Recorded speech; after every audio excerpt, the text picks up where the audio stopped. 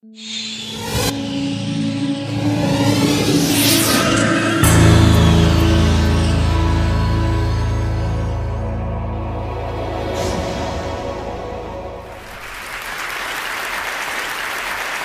welcome.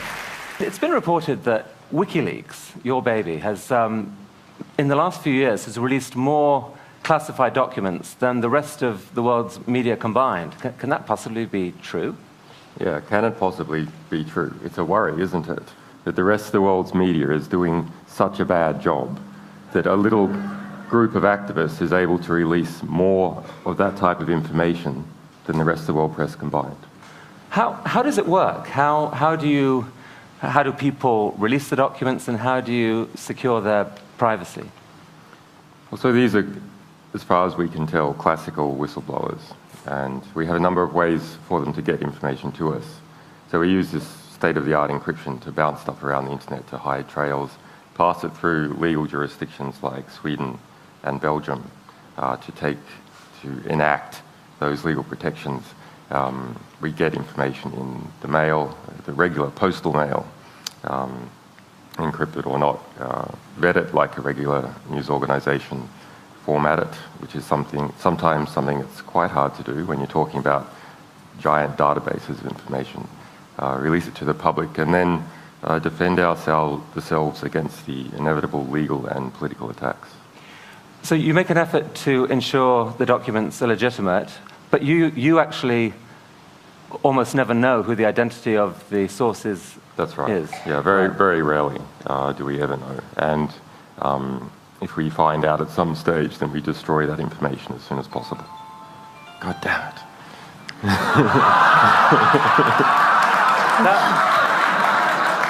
think that's the CIA asking what the code is for a TED membership.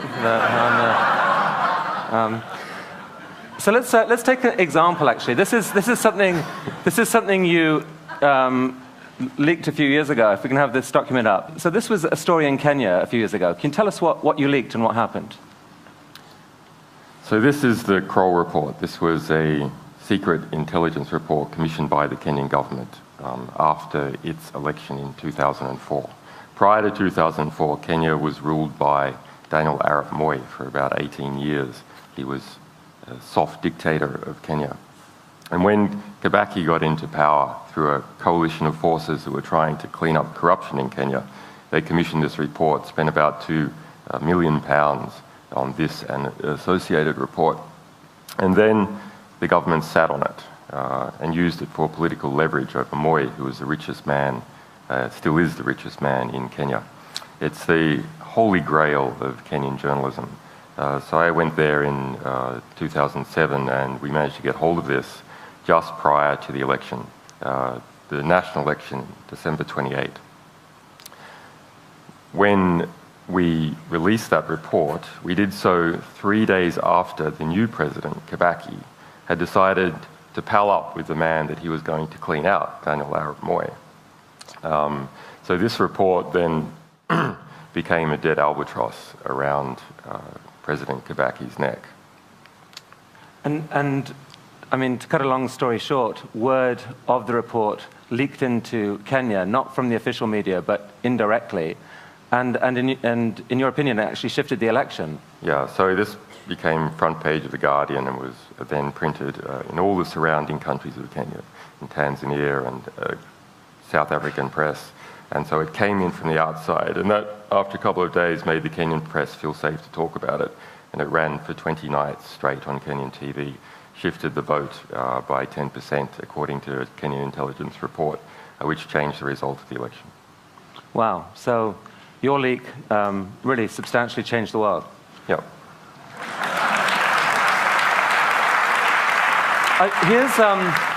We're going to just show a short clip from this Baghdad airstrike video. The video itself is longer, but here's a short clip. This is intense material, I should warn you. Once you get on, just open up. Okay, Roger. I see your element. You got about 4 Humvees right along this. You're clear. All right, firing. Line here. With the state line. Let me know when you have it. Or shoot. Light them all up. 202 traffic, 260. Come on, fire. Hey, Roger.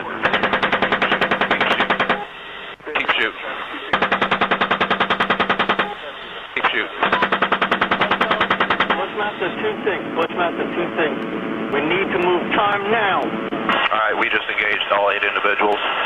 Yeah, we got 2 bursts. We're still firing. Roger. Got him. 6 is a 2-6. We'll move, but we got 13. Oh, I'm sorry. I was on. Bypass? God damn it, Kyle. Sorry. I hit him. So, what was the impact of that? The impact on the people who worked on it was severe. We ended up sending 2 people to Baghdad to further research that story. So this is just the first of 3 attacks that occur in that scene. I mean, 11 people died in that attack, right? Including 2 Reuters employees. Yeah, 2 Reuters employees, 2 young children were wounded. There were between 18 and 26 people killed altogether. And releasing this caused widespread outrage. What was the key element of this that actually caused the outrage, do you think?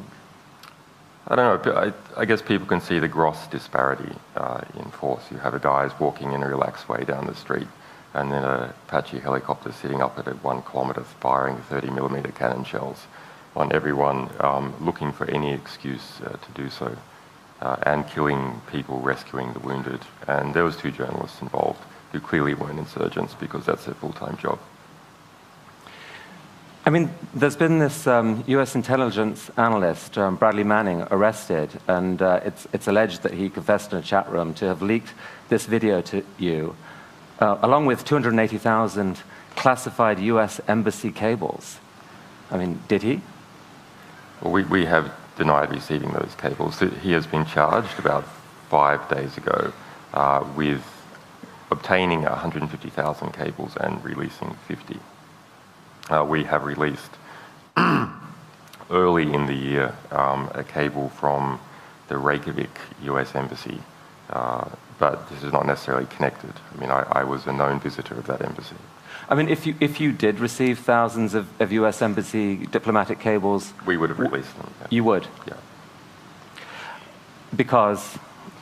Well, because these sort of things reveal what the true state of, say, Arab governments are like, the true human rights abuses in those governments. If you look at declassified cables, that's the sort of material that's there.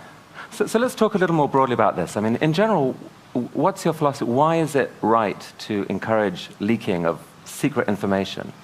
Yeah, well, there's a question as to what sort of information is important in the world. What sort of information can achieve reform?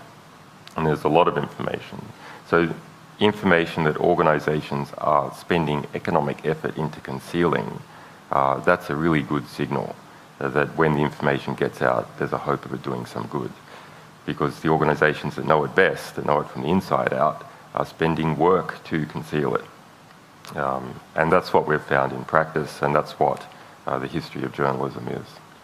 But are there risks with that, either to the individuals concerned or indeed to society at large, where leaking can actually have an unintended consequence? Yeah, not that we've seen anything we've released. I mean, we have a harm minimization policy. We have a way of dealing with information that has sort of personally identifying information in it. But there are legitimate secrets. You know, your records with your doctor, that's a legitimate secret. But we deal with whistleblowers that are coming forward that are really sort of well-motivated. So they are well-motivated. And what would you say to, for example, the parent of someone whose son is out serving the US military, and he says, you know what, you've put up something that someone had an incentive to put out. It shows a US soldier laughing at people dying. You know, that gives the impression, has given the impression to millions of people around the world that US soldiers are inhuman people. Actually, they're not. My son isn't. How dare you? What would you say to that? Yeah, we do get a lot of that. But remember, the people in Baghdad, the people in Iraq, the people in Afghanistan, they don't need to see the video. They see it every day.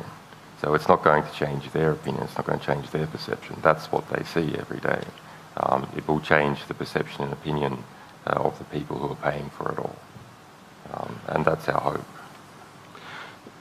So you found a way to shine light into what you see as these sort of dark secrets in companies and in government. Light is good. But do you see any irony in the fact that in order for you to shine that light, you have to yourself create secrecy around your sources? Not really. I mean, we don't have any WikiLeaks dissidents yet. We don't have sources who are dissidents on other sources. Should they come forward, I mean, that will be a tricky situation for us, but we are presumably acting in such a way that people feel morally compelled to continue our mission, not to screw it up. I'd actually be interested, just based on what we've heard so far, just to get I'm curious as to the opinion in the TED audience, and you know, there might be a couple of views of WikiLeaks and of Djulian. You know, hero, people's hero, bringing this important light, dangerous troublemaker. Who's got the hero view? Who's got the dangerous troublemaker view?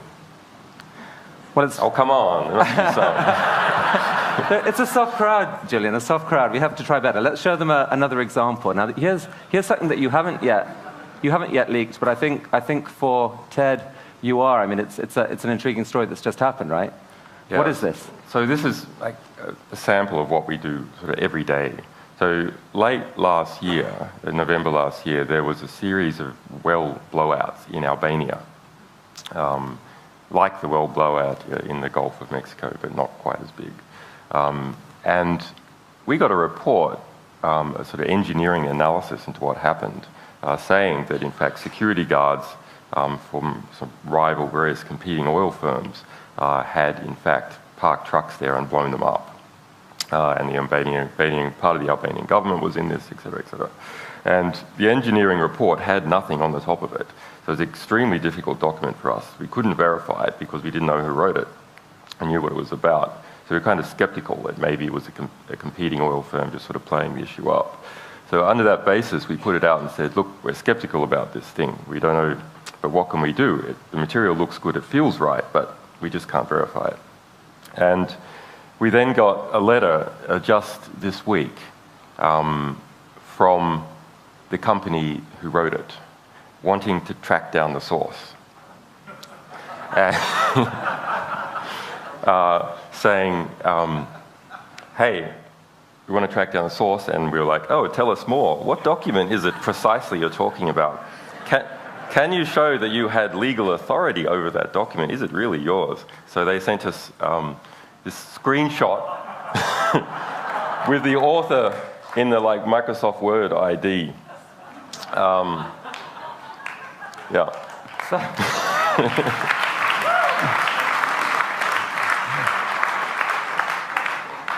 That's happened quite a lot, though. This is like one of our methods of identifying, verifying what material is to try and get these guys to write letters. Yeah. Have you had information from inside BP? Yeah, we have a lot, but I mean, at the moment, we are undergoing sort of serious fundraising and engineering efforts. So our publication rate is, over the past few months, has been sort of minimised while we're re-engineering our back systems for the phenomenal public interest that we have.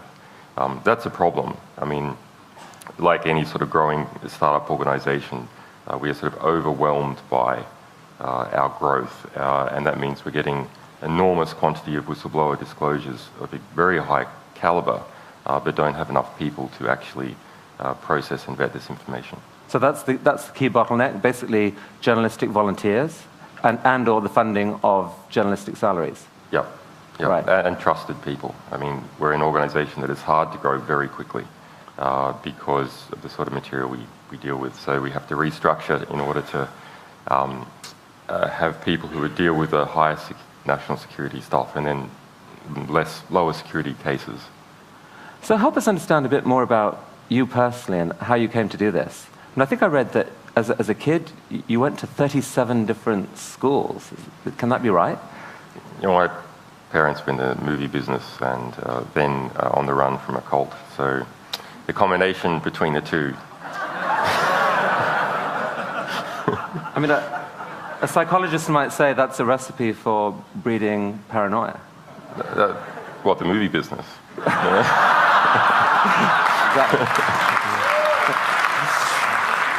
But you were also, I mean, you were also a hacker at an early age and ran into the authorities early on. Well, I was a journalist. You know, I was a very young journalist activist at an early age. I wrote a magazine and was prosecuted for it when I was a teenager. So you have to be careful with hacker. I mean, there's a method that can be deployed for various things. Unfortunately, at the moment, it's mostly deployed by the Russian mafia in order to steal your grandmother's bank accounts. So this phrase is not as nice as it used to be.